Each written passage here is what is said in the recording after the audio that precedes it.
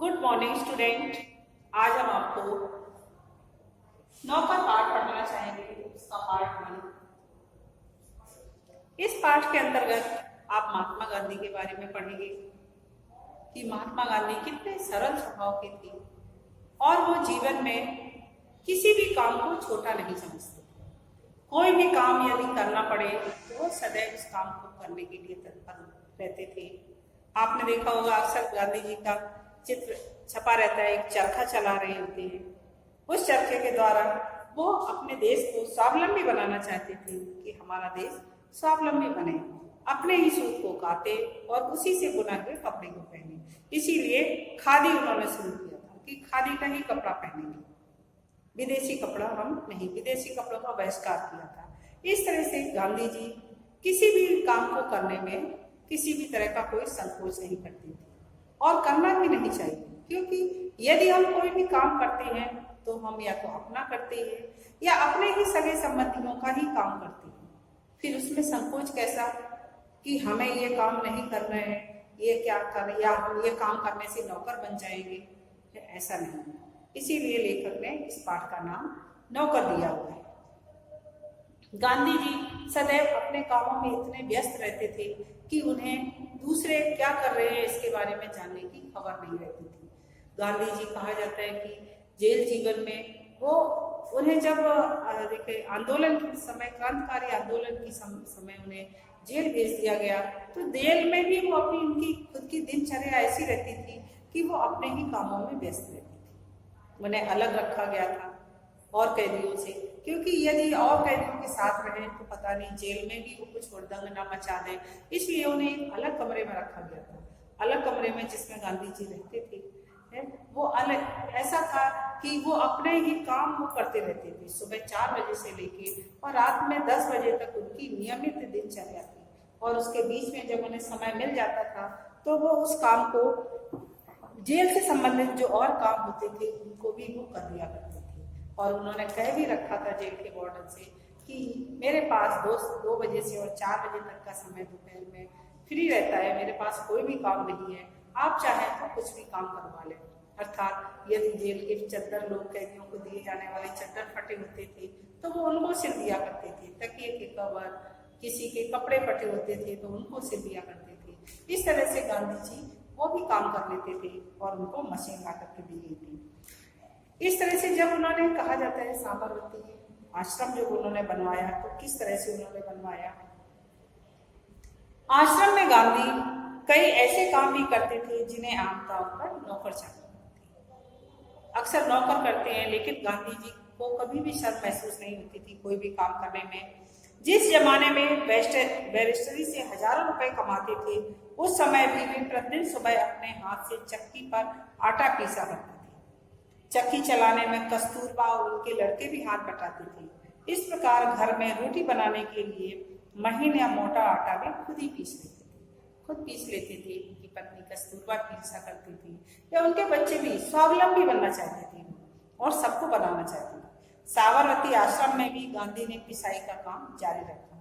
वह चक्की को ठीक करने में कभी कभी घंटों मेहनत करते थे। एक बार एक कार्यकर्ता ने आश्रम में आटा कम पड़ गया, आटा पिसवाने में हाथ बटाने के लिए कहा कि आटा आश्रम में कम है, इसलिए गांधी जी तुरंत खड़े हो गए आटा पिसवाने के लिए। गांधी फौरन खड़े हो गए। गेहूं पीसने से पहले उन्हें बीनकर साफ करने पर वह जोर देते थे। ऐसा नहीं है कि कोई भी चीज बेकार तरीके से करना उन्हें पसंद नहीं था। अर्थात यदि गेहूं को पीसना है तो पहले उनको साफ करना है। कौपीनधारी इस महान व्यक्ति को अनाज बीनते देखकर उनसे मिलने वाले लोग हैरत में पड़ जाते थे। आश्चर्य होता था कि ये व्यक्ति इतना महान है और छोटे छोटे से कामों को कर रहा है। बाहरी लोगों के सामने शारीरिक मेहनत का काम करते गांधी को शर्म नहीं लगती थी। एक बार उनके साथ पास कॉलेज के कई छात्र मिलने आए। उनको अंग्रेजी भाषा के अपने ज्ञान पर बड़ा गर्व था। गांधी से बातचीत के अंत में वे बोले, बापू यदि मैं आपकी कोई सेवा कर सकूं तो कृपया मुझे बताइए। उन्हें आशा थी कि बापू उन्हें कुछ लिखने पढ़ने का काम देंगे। गांधी जी ने मन की बात टाल ली और वो समझ गए कि इन्हें अपनी शिक्षा पर बहुत अधिक घमंड है। वो गांधी जी उनका वही घमंड दूर करना चाहते थे। गांधी जी ने मन की बात ताड़ ली और बोले, अगर आपके पास समय है तो इन थाली के गेहूं बीन डालिए। आगंतुक बड़ी मुश्किल में पड़ गई, लेकिन अब तो कोई चारा नहीं था। 1 घंटे तक गेहूं बीनने के बाद वह थक गई और गांधी से विदा लेकर के चले गए। कुछ वर्षों तक गांधी जी ने आश्रम के भंडार का काम संभालने में मदद दी। सवेरे की प्रार्थना के बाद वे रसोई घर में जाकर सब्जियां छीलते। रसोई घर या भंडारे में अगर वे कहीं गंदगी या मकड़ी का जाला देखते तो अपने साथियों को आड़े हाथों लेते, उन्हें सब्जी, फल और अनाज के पौष्टिक गुणों के बारे में बताते। एक बार एक आश्रमवासी ने बिना धोए आलू काट दिए। गांधी जी ने उन्हें समझाया कि आलू और नींबू को बिना धोए नहीं काटना चाहिए। एक बार एक आश्रम आलू और नींबू को क्यों नहीं काटना चाहिए? क्योंकि काटने के बाद हमें नहीं धोना चाहिए उन्हें, क्योंकि उसके साथ बैक्टीरिया नष्ट। अर्थात आलू को और नींबू को काटने से पहले धोना है। धोने के बाद आलूओं को छील करके उनको हम काट करके और बनाते हैं, तो उसमें काटने में उसके अंदर के जो देखे विटामिन होते हैं वो उसी के अंदर रह जाते हैं। नींबू यदि हमने काट लिया और फिर धोया तो उसके रस के साथ उसमें पानी भी मिल जाएगा, इसलिए पहले उसको हमें ऊपर से काटना है और क्योंकि वो उसको धोना है। यदि हम उसको धोएंगे नहीं तो जब हम किसी चीज में डालेंगे तो उसके साथ साथ उसकी गंदगी भी उसमें चली जाएगी। इसलिए उनका मानना था कि इन दोनों को धोकर के ही काटना चाहिए। एक बार एक आश्रमवासी को कुछ ऐसे केले दिए गए जिनके छिलके पर काले चित्ते पड़ गए थे। उसने बहुत बुरा माना, कहते कि यदि केलों के ऊपर कहीं कहीं छोटी छोटी सी काली काली बिंदियां हो जाती हैं तो वो केले बहुत अधिक स्वादिष्ट होती है, लेकिन उसको ऐसा लगा कि किसी ने उसको खराब केले दे दिए। तब गांधी जी ने उसे समझाया कि वो जल्दी पच जाते हैं, उन्हें खास तौर पर दिए गए जाते हैं जिनका हाजमा कमजोर होता है, उन्हें पके हुए केले ही दिए जाते हैं। गांधी आश्रमवासियों को अक्सर स्वयं भी भोजन परोसते थे। इस कारण वे बेचारे बेस्वाद उबली हुई चीजों के विरुद्ध कुछ नहीं कह पाते थे, क्योंकि वो बहुत अधिक तेल मसाला खाना भी पसंद नहीं करते थे। दक्षिण अफ्रीका की एक जेल में भी सैकड़ों कैदियों को दिन में 2 बार भोजन परोसने का कार्य कर चुकी थी। जब वो दक्षिण अफ्रीका में थे तब भी है ना वहां पर भी वो कार्य किया करती थी। आश्रम का एक नियम था कि सब लोग अपने बर्तन खुद साफ करें। रसोई के बर्तन बारी बारी से कुछ लोग दल बनाकर, क्योंकि सब अपनी अपनी थालियां तो खुद ही साफ करते थे, लेकिन जिनमें खाना पकाया जाता है वो बर्तन भी कौन धोए, इसके लिए उन्होंने अलग अलग 5-5, 6-6 लोगों का ग्रुप बना दिया था कि भाई मंडे को ये धोएगा, ट्यूसडे को ये धोएगा, वेडनेसडे को ये धोएगा। इस तरह से सभी ग्रुप बारी बारी से खाने के बर्तन धोया करते थे। एक दिन गांधी जी ने बड़े बड़े पतीलों को खुद साफ करने का काम अपने ऊपर ले लिया। क्यों ले लिया? क्योंकि सबका वीक में एक दिन आता था तो वो कैसे भी करके उनको धो देती थी, लेकिन क्योंकि वो बड़े बड़े पतीले जिनमें रोज भोजन पकाया जाता था, नीचे बहुत सारी कालिक लगी हुई होती थी, लेकिन वो तो अपना क्योंकि आज ही हमें धोना है इसलिए धो के रख देती थी। तो उन्होंने उन पतीलों की पेदी में खूब कालिक लगी थी। राख भरे हाथों से वह एक पतीली को खूब जोर जोर से लगाने में लगे हुए थे।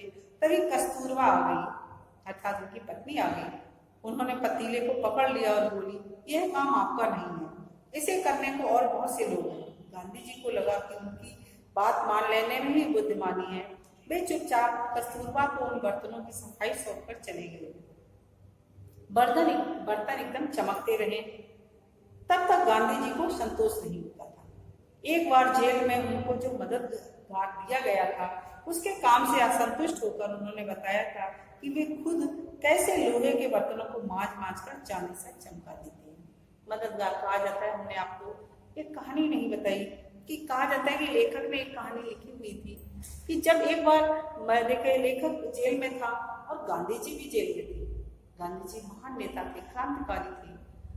लेखक को तो एक जहाँ सभी कैदियों को रखा जाता है उसमें रखा गया था और गांधी जी को अलग कमरे में रखा गया था, लेकिन वो कमरा उस कैदी के कमरे के सामने था। उन कैदियों को देखिए बाहर निकाला जाता था दोपहर में 2-3 घंटे के लिए, उनसे छोटे मोटे काम करवाए जाते थे। इस तरह से वो कैदी वहीं अपने जेल में से देखता था था कि गांधी जी सुबह 4 बजे से लेके और रात में 10 बजे तक निरंतर अपने काम में ही लगे रहते हैं।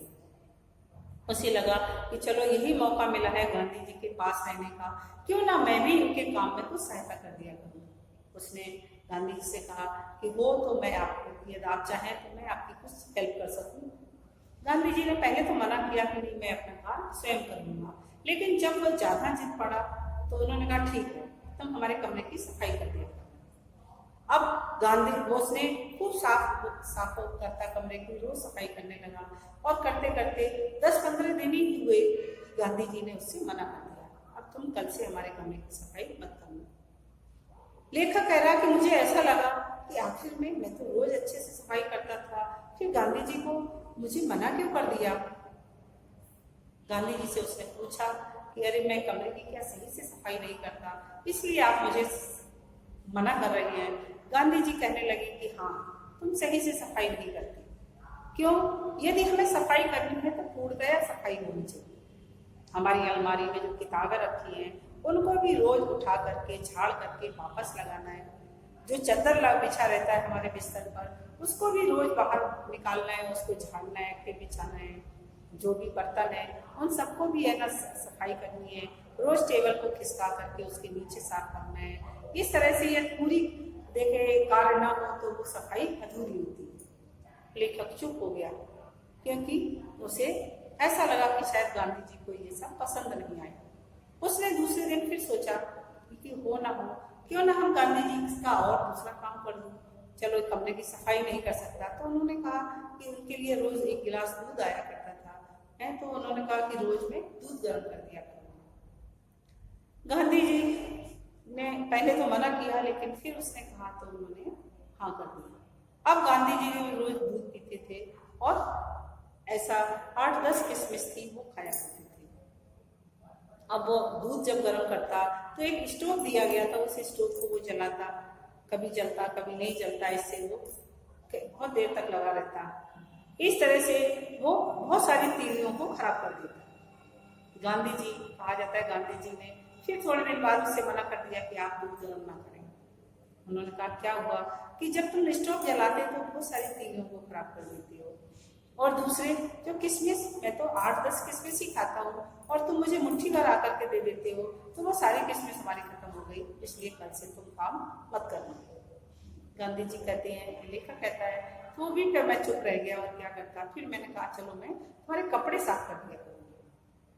तो उन्होंने उनके कपड़े साफ करने का काम किया और थोड़े दिन बाद गांधी जी कहने लगे कि तुम कपड़ों में साबुन बहुत लगाते हो, जो साबुन हमारा महीने भर चल सकता है उसको तुमने 15 दिन में ही खर्च कर दिया, इसलिए अब तुम कल से इसको मत करना। लेखक कहता है इस तरह से गांधी जी ने हमें वो कार्य भी बंद कर रहे हैं।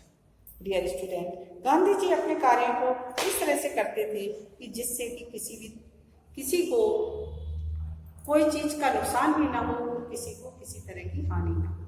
धन्यवाद।